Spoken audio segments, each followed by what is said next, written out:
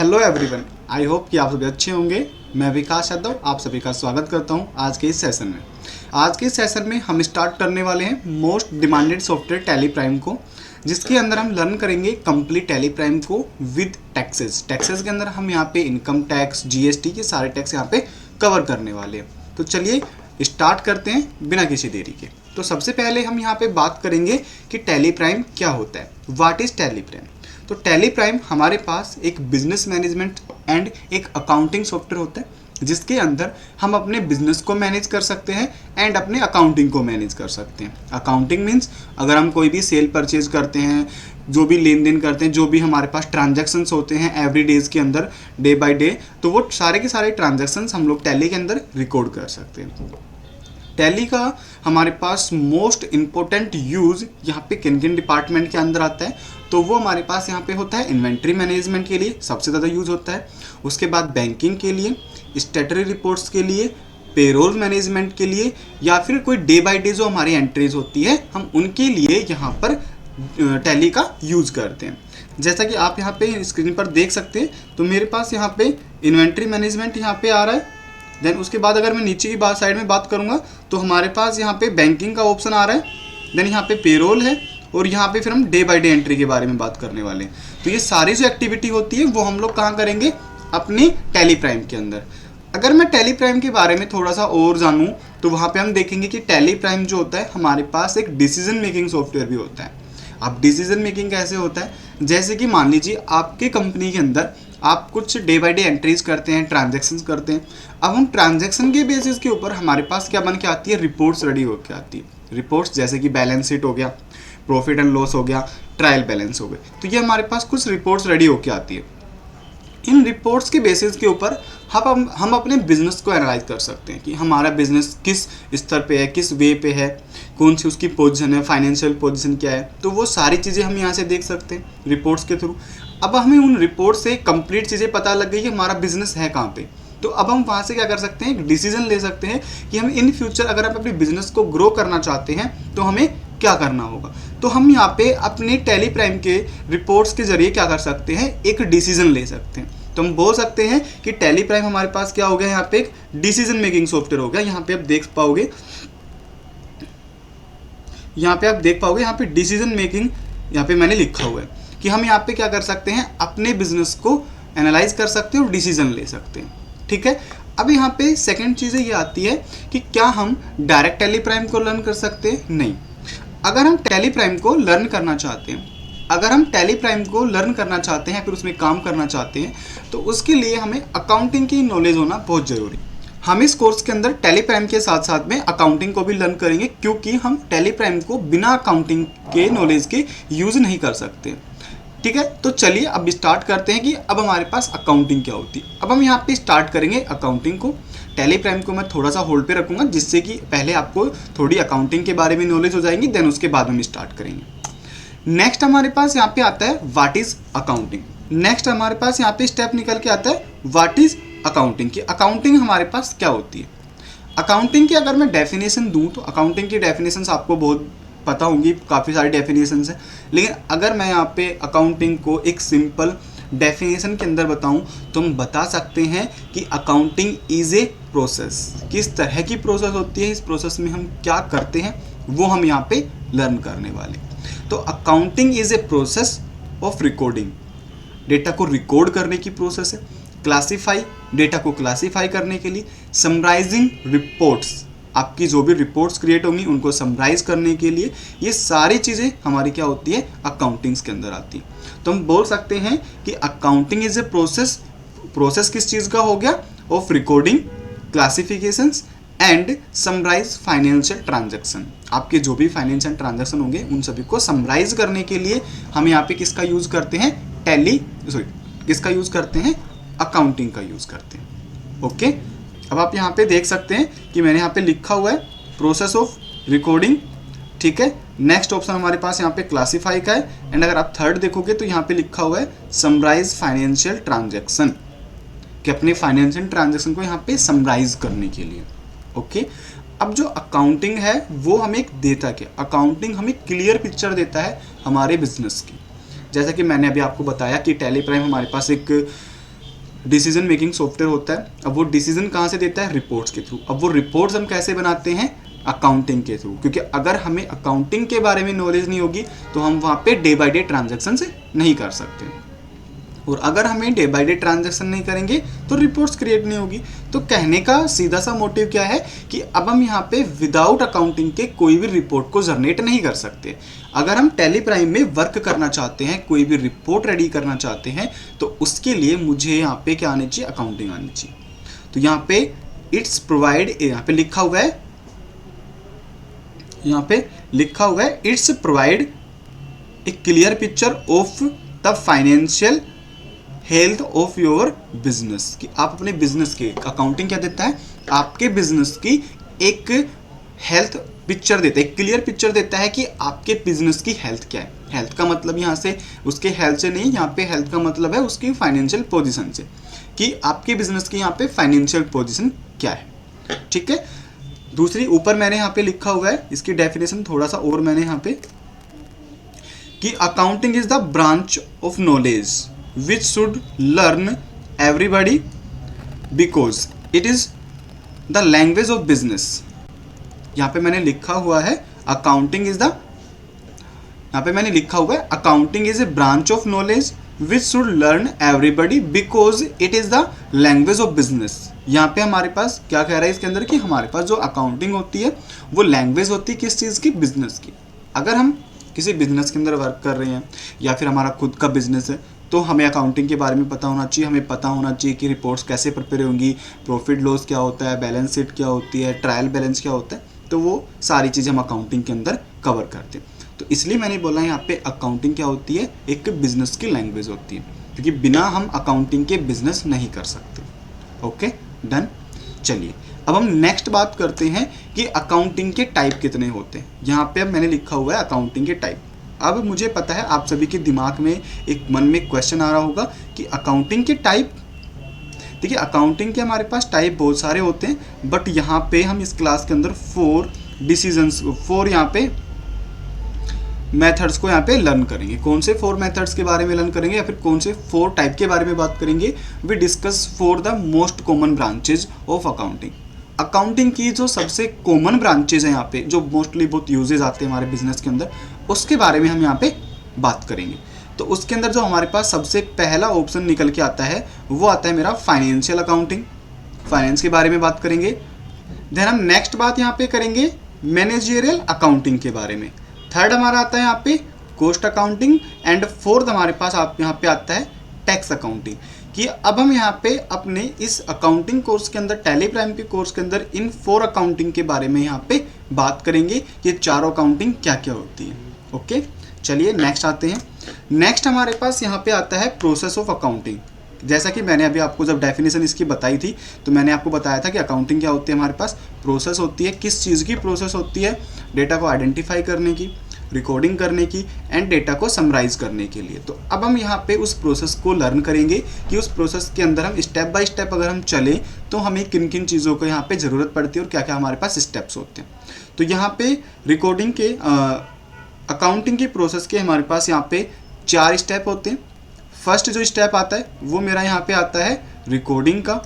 Then जो second step होता है क्लासिफिकेशन का, कि हम यहाँ पे डेटा को क्लासीफाई कर सकते हैं। थर्ड हमारे पास जो पार्ट आता है वो आता है समराइजेशन का, कि हम यहाँ पे अपने डेटा को समराइज कर सकते हैं। एंड फोर्थ आता है मेरे पास यहाँ पे इंटरप्रिटेशन। इन सभी के बारे में अब हम यहाँ पे बात करेंगे, 1 बाय 1 इन स्टेप्स को हम लोग यहाँ पे लर्न करेंगे। तो सबसे पहले हम यहाँ पे एक एग्जाम्पल लेके चलते हैं। एग्जाम्पल मैं यहाँ पे लेता हूँ कि हमने क्या किया है, एक गुड्स परचेज किया है। यहाँ पे लिखा हुआ है purchase goods from Veeru for 20,000 rupees. कि हमने क्या किया है, एक गुड्स को परचेज किया है। किससे परचेज किया है? वीरू से परचेज किया है। कितने रुपए का परचेज किया है? तो आप यहाँ पे देखोगे मैंने यहाँ पे 20,000 लिखे हुए। तो मैंने यहाँ पे सामान जो है कितने का खरीदा है? 20,000 रुपीज़ का मैंने उससे सामान खरीदा है। किससे? वीरू से। तो अब हम यहाँ पे अगर बात करें अपनी इस एंट्री की, तो यहाँ पे हमारे पास क्या हो गया, परचेज अकाउंट डेबिट। सिंपल अगर अकाउंटिंग की लैंग्वेज अगर हम बात करें, ये सारी चीज़ें हम लोग अपने कोर्स के अंदर सीखेंगे कि क्या हमारे पास डेबिट होगा, क्या हमारे पास क्रेडिट होगा।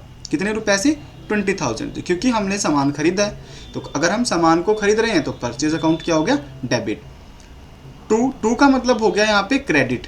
तो यहाँ पे टू जो है ये किस चीज़ को आइडेंटिफाई कर रहा है, क्रेडिट को, कि हमारे पास क्रेडिट क्या है यहाँ पे, वीरू क्रेडिट है, वीरू का अकाउंट जो भी है, ठीक है। कितने रुपए से, 20,000 से, ठीक है। अब देखिए यहाँ पे हमने 4 स्टेप पढ़े थे। पहला स्टेप जो था वो था हमारे पास यहाँ पे रिकॉर्डिंग। रिकॉर्डिंग का मतलब हो गया जर्नल, ठीक है। यहाँ पे मैंने लिखा हुआ है रिकॉर्डिंग का मतलब हो गया जर्नल, ठीक है। अब यहाँ पे अगर मैं नेक्स्ट स्टेप पे लेके जाऊँ रिकॉर्डिंग, तो यहाँ पे रिकॉर्डिंग का मतलब क्या हो गया, जर्नल, और जर्नल का मतलब क्या होता है, डेली ट्रांजैक्शन। अब जो भी आप टैली के अंदर ट्रांजैक्शन करोगे वो आपके क्या रहेंगे, ये वाले ट्रांजैक्शन रहेंगे। कौन से ट्रांजैक्शन रहेंगे, ये वाले ट्रांजैक्शन रहेंगे जो आप अपने टैली के अंदर यहाँ पे करोगे, ये वाले ट्रांजैक्शन, ठीक है। तो इनको हम यहाँ पे क्या बोलेंगे, जर्नल ट्रांजैक्शन बोलेंगे। तो ये हमारी हो गई यहाँ पे रिकॉर्डिंग जो आपको टैली के अंदर करनी है। सेकंड यहाँ पे ऑप्शन हमारे पास हमने देखा था यहाँ पे क्लासिफिकेशंस। क्लासिफिकेशंस के अंदर हम क्या करते हैं, यहाँ पे लेजर्स का यूज करते हैं। लेजर्स क्या होता है, अपनी पार्टी को किसी नेम से आइडेंटिफाई करवाना। जैसे कि मैंने यहाँ पे वीरू को क्रेडिट कर दिया। अब वीरू से मान लीजिए मैं क्या कर रहा हूँ, यहाँ पे बार बार सामान खरीद रहा हूँ, ऐसा हमारे पास होता भी। चलिए हम यहाँ पे एग्जांपल लेते हैं कि भाई हम, ठीक है, हमारी एक कंपनी है, हमारे पास एक दूसरी पार्टी है या फिर दूसरी कंपनी है वीरू के नाम से, जिनसे हम कुछ सामान खरीदते हैं। तो हमने यहाँ पे अगर हम सामान खरीद रहे हैं तो हमारे पास इनवॉइस आएगा। अब उस इनवॉइस के बेसिस के ऊपर हम अपने टैली के अंदर क्या करेंगे कि एंट्री करेंगे। अब हम उस एंट्री को किस तरीके से करेंगे, वो होता है हमारे पास रिकॉर्डिंग। तो हमारे पास ये क्या हो गई, रिकॉर्डिंग हो गया प्रॉपर, ठीक है। सेकंड ऑप्शन आता है क्लासिफिकेशंस का, कि अब हम यहाँ पे इसको क्लासिफाई करना चाहते हैं। तो क्लासिफाई किसके बेसिस के ऊपर कर सकते हैं, पार्टी के नेम के ऊपर या फिर परचेज के ऊपर। मैंने कहा कि भाई मुझे इस मंथ की कंप्लीट परचेज की एंट्री दिखा दो, परचेज अकाउंट कंप्लीट परचेज की एंट्री दिखा देगा। लेकिन मैंने कहा नहीं भाई, मुझे कंप्लीट एंट्री नहीं देखनी, मुझे किसकी एंट्री देखनी है, सिर्फ और सिर्फ वीरू की एंट्री देखनी है। तो यहाँ पे हम यूज करते हैं लेजर का, और लेजर हमारे पास इस एंट्री में कौन कौन से हैं, परचेज और वीरू। तो अब हम इस एंट्री को किसके बेसिस के ऊपर चेक कर सकते हैं, किनके बेसिस के ऊपर क्लासिफाई कर सकते हैं, दोनों बेसिस के ऊपर, परचेज के बेसिस के ऊपर और वीरू के बेसिस के ऊपर। तो यहाँ पे ये दोनों हमारे पास क्या बन गए, हमारे लेजर बन गए। क्या बन गए, हमारे लेजर यहाँ पे बन गए हैं, ठीक है। अगर मैं यहाँ पे नेक्स्ट ऑप्शन की बात करूँ तो नेक्स्ट ऑप्शन आपने यहाँ पे देखा होगा, चलिए मैं दिखा देता हूँ। नेक्स्ट ऑप्शन होता है हमारे पास समराइजेशन। समराइजेशन के अंदर क्या होता है कि आपने मान लीजिए कि मल्टीपल यहाँ पे एंट्रीज की है। अब आप मान लीजिए वीरू से काफ़ी सारा सामान खरीदते हो, उसको पेमेंट देते हो, कोई दूसरी पार्टी भी है, या मैं यहाँ पे लेके चलता हूँ यहाँ पे श्याम के नाम से, कि यहाँ पे एक पार्टी है श्याम जिससे आप सामान परचेज करते हो, एक और पार्टी है। तो अब आप इनसे सामान खरीदते हो, सामान बेचते हो, पेमेंट पे करते हो, पेमेंट रिसीव करते हो, आपने काफ़ी सारे ट्रांजैक्शंस किए। उनके बेसिस के ऊपर आपके पास क्या होती है, एक रिपोर्ट रेडी होती है। आपने क्या किया, इन सभी एंट्रीज को मिलाया, समराइज किया। समराइज करने के बाद में एक रिपोर्ट रेडी होके आती है, जिसको हम क्या बोलते हैं यहाँ पे, जिसको हम यहाँ पे क्या बोलते हैं, ट्रायल बैलेंस बोलते हैं। अब उस रिपोर्ट को हम अपने डे के अकॉर्डिंग, अपने डेट के अकॉर्डिंग व्यू कर सकते हैं, देख सकते हैं। देन लास्ट में हमारे पास निकल के आती है यहाँ पे एक और प्रोसेस, जो कि हमने बोला था यहाँ पे इंटरप्रिटेशन। इंटरप्रिटेशन का मतलब होता है हमारी फाइनल रिपोर्ट, जो कि हमारी होती है बैलेंस शीट। अब बैलेंस शीट के अंदर क्या होता है कि हमारी फाइनेंशियल पोजीशन दिखाता है, ठीक है, कि हमने अपने पूरे ईयर के अंदर या फिर पूरे मंथ के अंदर क्या सेल किया है, क्या परचेज किया है, कितना प्रॉफिट हुआ है, कितना लॉस हुआ है, हमारी फाइनेंशियल पोजीशन क्या है लास्ट ईयर के बेसिस के ऊपर, या फिर हमारी जो अदर कंपनीज है उनकी अगर हम यहाँ पे बात करते हैं तो हमारी मार्केट के अंदर पोजीशन क्या है, वो सारी चीज़ हमें किसके बेसिस के ऊपर पता चलती है। ये सारी चीज़ हमें किससे कैसे पता चलती है, हमारी बैलेंस शीट के ऊपर। तो अगर हम यहाँ पे अकाउंटिंग की बात करते हैं तो अकाउंटिंग की ये 4th स्टेप होते हैं, जो अभी मैंने आपको बताए थे कि पहला हमारे पास होता है जर्नल। जर्नल का मतलब हो गया कि अब आप यहाँ पे क्या करना चाहते हैं, एंट्री करना चाहते हैं, तो वो आप कहाँ करोगे, जर्नल के अंदर करोगे, रिकॉर्डिंग के अंदर करोगे। तो जर्नल यहाँ पे क्या हो गया, journal is a record of daily transaction, कि डेली ट्रांजैक्शंस को रिकॉर्ड करने के लिए हम जर्नल का यूज़ करते हैं।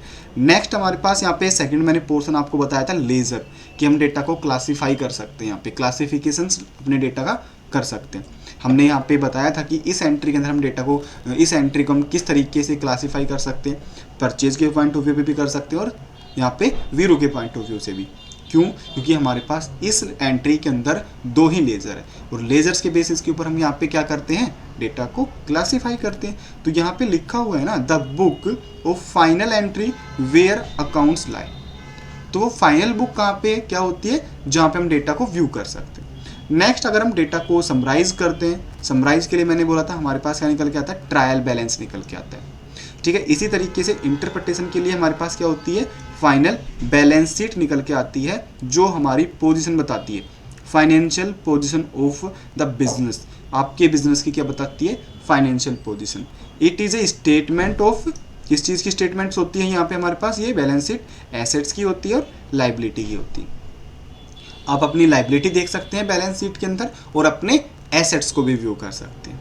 ठीक है, चलिए नेक्स्ट जो स्टेप हमारे पास आता है वो आती है अकाउंटिंग टर्म्स। ये काफ़ी इंपॉर्टेंट है, अगर आप अकाउंटिंग में काम करोगे तो आपके लिए ये टर्म्स काफ़ी हेल्पफुल रहने वाली है। तो अब हम बात करेंगे यहाँ पे 1 बाय 1 टर्म्स के बारे में। तो सबसे पहले हमारे पास यहाँ पे है कैपिटल। तो सबसे पहले जो है हमारे पास यहाँ पे कैपिटल है।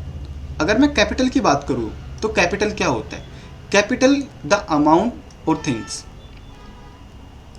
द अमाउंट और things invest by a person for starting a business. अगर कोई पर्सन बिजनेस को स्टार्ट करना चाहता है और उसके अंदर कोई इन्वेस्टमेंट करता है, जैसे कि पैसे इन्वेस्ट करता है या फिर कोई गुड्स इन्वेस्ट करता है, जैसे कि हम यहाँ पे एक एग्जांपल लेके चलेंगे। मैंने बोला कि हमारे पास एक कैंडिडेट है राम। ठीक है, राम ने क्या किया, कोई बिजनेस ओपन किया। बिजनेस ओपन करने के लिए उसने यहाँ पे 2 लाख रुपए क्या कर दिए, इन्वेस्ट कर दिए। ठीक है, साथ में वो कुछ गुड्स भी ऐड करता है, जैसे कि फर्नीचर हो गया। ठीक है, और यहाँ पे मान लो लैपटॉप ऐड करता है अपने बिजनेस के अंदर।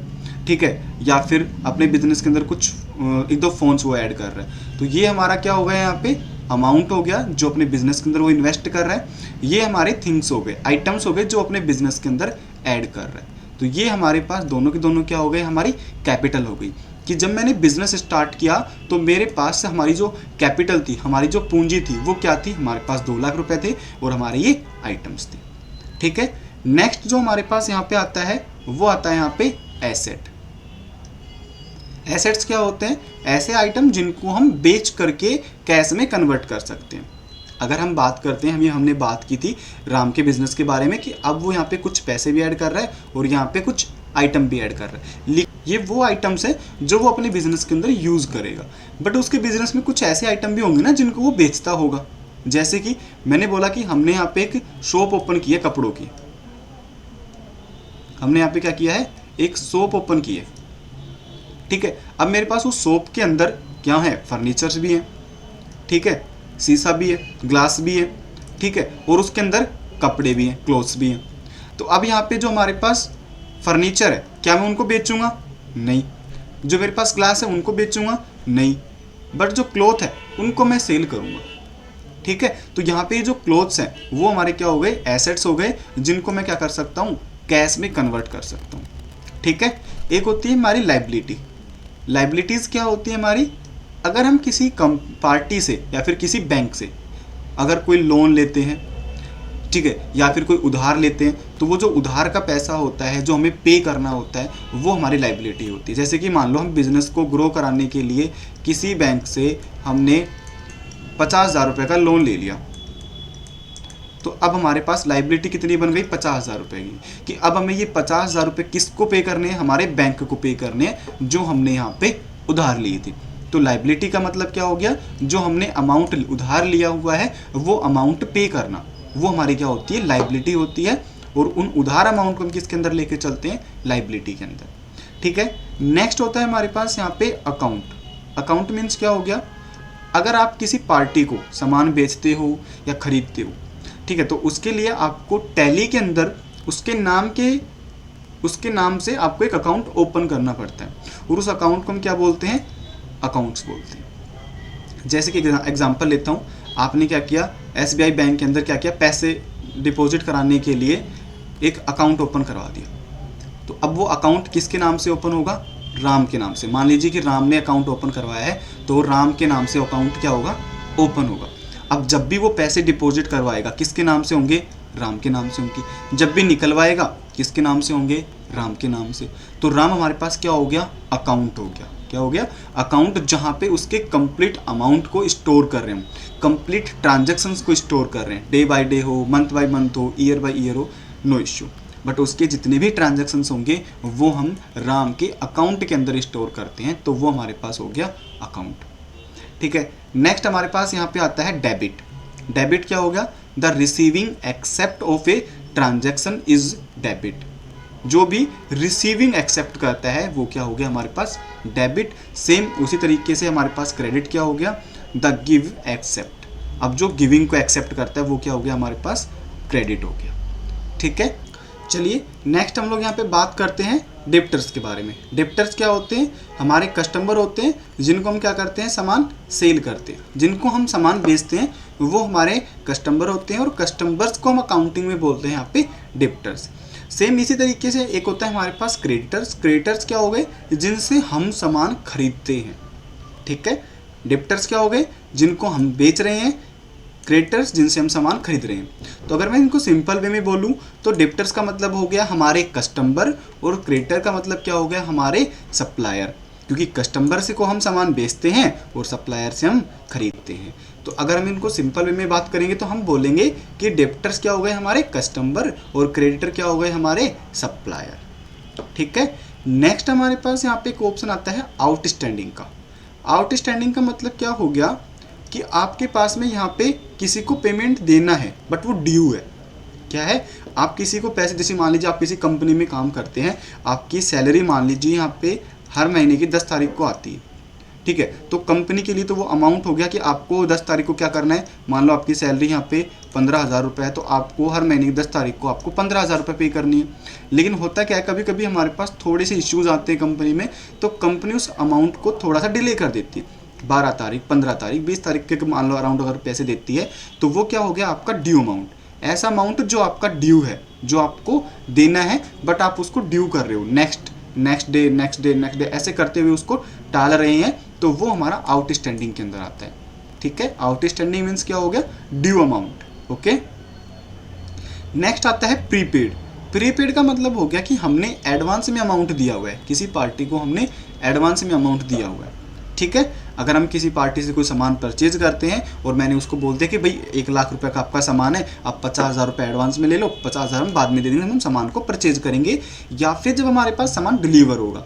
ठीक है, तो प्रीपेड का मीन्स हो गया कि अगर हम किसी पार्टी को एडवांस में पैसे देते हैं, 50,000, 10,000, कुछ भी अमाउंट आप पे कर सकते हो। एंड नेक्स्ट आता है हमारे पास यहाँ पे बैड डेट्स।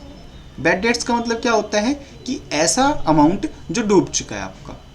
ठीक है, मान लीजिए कि मैं यहाँ पे एक एग्जांपल लेता हूँ कि आपने राम को कोई सामान बेचा 10,000 रुपये का, बट हुआ क्या कि राम ने कहा कि भाई ठीक है मैं अगले मंथ पैसे दूंगा, अगले मंथ पैसे दूंगा, ऐसे करते करते उसने 2 साल यहाँ पे निकाल दिया और अब वो पैसे नहीं दे रहा है। तो नहीं दे रहा है तो ये अमाउंट हमारा किस में चला गया, पैसा डूब गया। अब जो डूबा हुआ पैसा है उसको हम किसके अंदर लेके चलते हैं, बैड डेबिट्स के अंदर, और ये हमारे किसके अंदर आते हैं, लॉसेस के अंदर आते हैं, एक्सपेंसेस के अंदर आते हैं, क्योंकि ये हमारे खर्चे होते हैं यहाँ पे। क्योंकि ये अमाउंट अब हमें अपने पॉकेट से भरना होगा, क्योंकि कंपनी के तो हमें बैलेंस शीट को मैनेज करना है, तो मैनेज करने के लिए हम यहाँ पे डालेंगे कि ये अमाउंट क्या हो गया है, डूब चुका है। डूब चुका है तो हमारे लिए लॉसेस के अंदर वो दिखा देगा। ठीक है, देन यहाँ पे नेक्स्ट ऑप्शन अगर हम बात करें, नेक्स्ट ऑप्शन हमारे पास यहाँ पे आता है सेल्स का।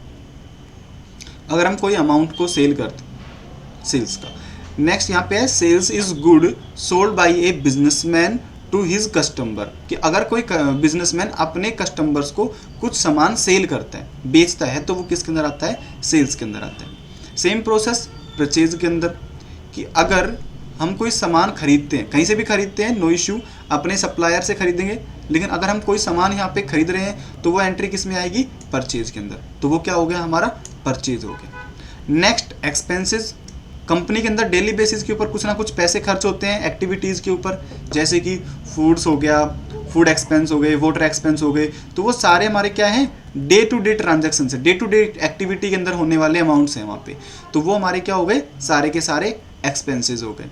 हम अपने दिन के अंदर जितने भी खर्चे करते हैं बिजनेस के अंदर जितने भी ट्रांजैक्शंस करते हैं अपने बिजनेस में या फिर अपने ऑफिसेज के अंदर, वो सारे यहाँ पे ट्रांजैक्शंस एक्सपेंसेस होते हैं, जो भी खर्चे होते हैं कंपनी के अंदर। ठीक है। इनकम क्या हो गई, जो पैसे हमें रिसीव हो रहे हैं, चाहे वो डे बाय डे हो, चाहे रेगुलर बेसिस के ऊपर हो, या फिर वर्क जो आप काम कर रहे हो, जो आप वर्क कर रहे हो उसके अकॉर्डिंग। ठीक है। जो भी आपको पैसे आ रहे हैं, जो आपके पास इनकम आ रही है, रिसीव हो रहा है पैसा, वो हमारा क्या हो गया, इनकम हो गया। ठीक है। जैसे कि अब हम यहाँ पे रिसीव करते हैं, सैलरी रिसीव करते हैं, वेजेस रिसीव करते हैं, हम डिस्काउंट रिसीव कर रहे हैं, इंटरेस्ट रिसीव कर रहे हैं, वो सारे हमारे क्या हो गए, इनकम्स हो गई। अगर मैं एक्सपेंसेस की बात करूँ, अगर मैं ये सारी चीज़ें पे कर देता हूँ, सैलरी दे रहा हूँ, वेजेस दे रहा हूँ, डिस्काउंट दे रहा हूँ, उसमें इंटरेस्ट दे रहा हूँ, कमीशन दे रहा हूँ, तो वो सारे फिर हमारे एक्सपेंसेस के अंदर आते हैं। ठीक है। नेक्स्ट टॉपिक हमारे पास यहाँ पे आता है ड्राइंग्स का। ड्राइंग क्या होता है, कोई भी बिजनेसमैन अगर अपने बिजनेस में से कुछ पैसे निकालता है पर्सनल यूज़ के लिए या फिर प्राइवेट के लिए, प्राइवेट हो गया, पर्सनल हो गया, डोमेस्टिक पर्पज़ हो गया, खुद के कुछ पर्पज़ के लिए, पर्सनल लाइफ के लिए अगर कुछ पैसे निकालता है तो उसको हम बोलते हैं ड्राइंग। दूसरी चीज़, ड्राइंग सिर्फ और सिर्फ बिजनेसमैन ही निकाल सकता है, कोई अदर एम्प्लॉयज़ होता है वो नहीं निकाल सकता है, क्योंकि जिसका बिजनेस है वो पैसे इन्वेस्ट करता है और उसमें से वो कुछ अमाउंट को यहाँ पे निकाल सकता है। तो पर्सनल यूज़ के लिए निकाले गए पैसे क्या होते हैं, हमारे पास ड्राइंग्स होती हैं। ठीक है, याद रहेंगी। तो ये हमारे होते हैं यहाँ पे हमारी अकाउंटिंग टर्म्स, जो आप अकाउंटिंग के अंदर जब काम करोगे तो आपको देखने को मिलेंगी। तो ये आपके लिए काफ़ी इंपॉर्टेंट है। आई होप कि ये सारी आपको समझ में आई होंगी। तो ये होती है हमारी अकाउंटिंग टर्म्स। आई होप कि आप सभी को समझ में आई होंगी। आज की क्लास के लिए हम इतना ही रखेंगे, बाकी हम पढ़ेंगे नेक्स्ट क्लास के अंदर। Thank you.